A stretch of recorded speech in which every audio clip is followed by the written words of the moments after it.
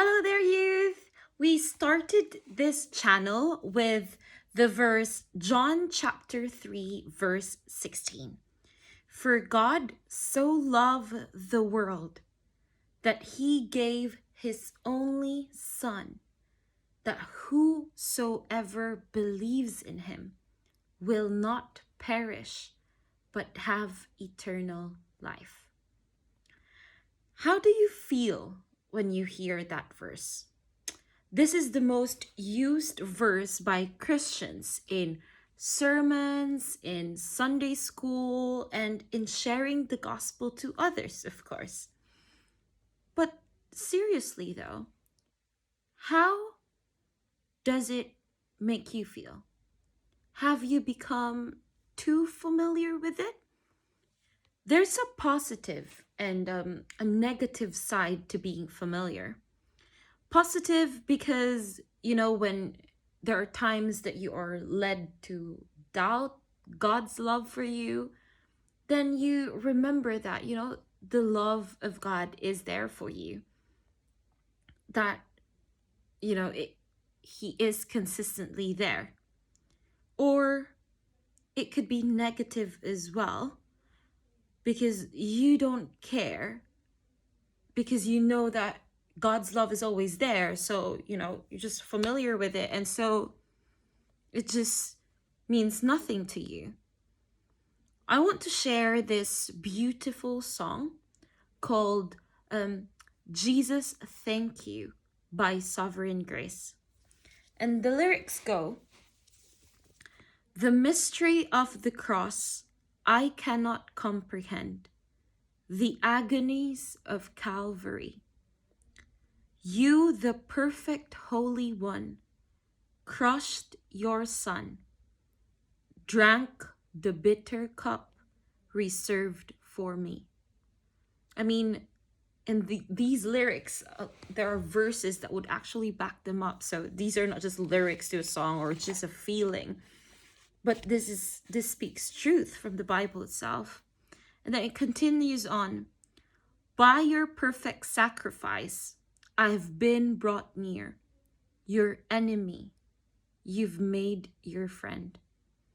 Pouring out the riches of your glorious grace, your mercy and your kindness, no end. Your blood has washed away my sin. Jesus, thank you. The Father's wrath completely satisfied. Jesus, thank you. Once your enemy, now seated at your table. Jesus, thank you. I mean, there's just so much truth in that. Have we lost our awe of the mysteries of the cross? That the holy God who made the heavens and the earth loves you. And not only loves you, he sends his only Son for you. And not just, just for him to come on earth and, live, but to actually die for you as well.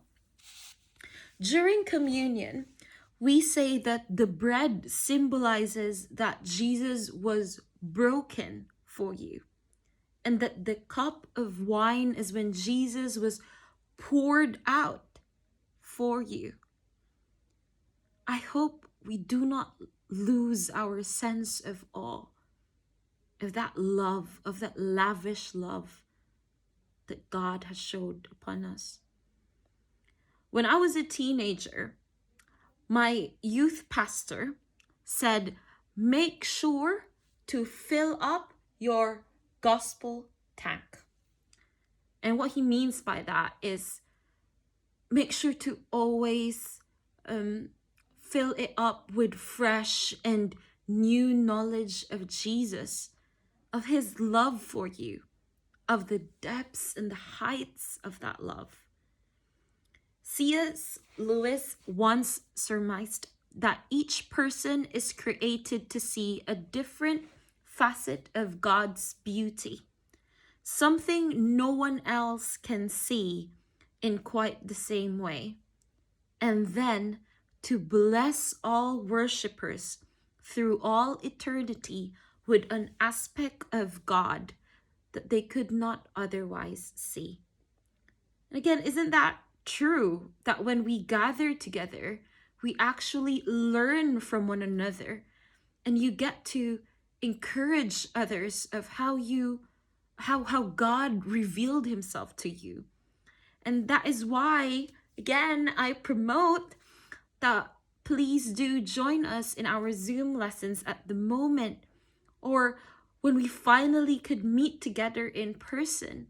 I encourage you that we should meet one another, that we may see God in a unique way that only you can see, you know, and encourage one another.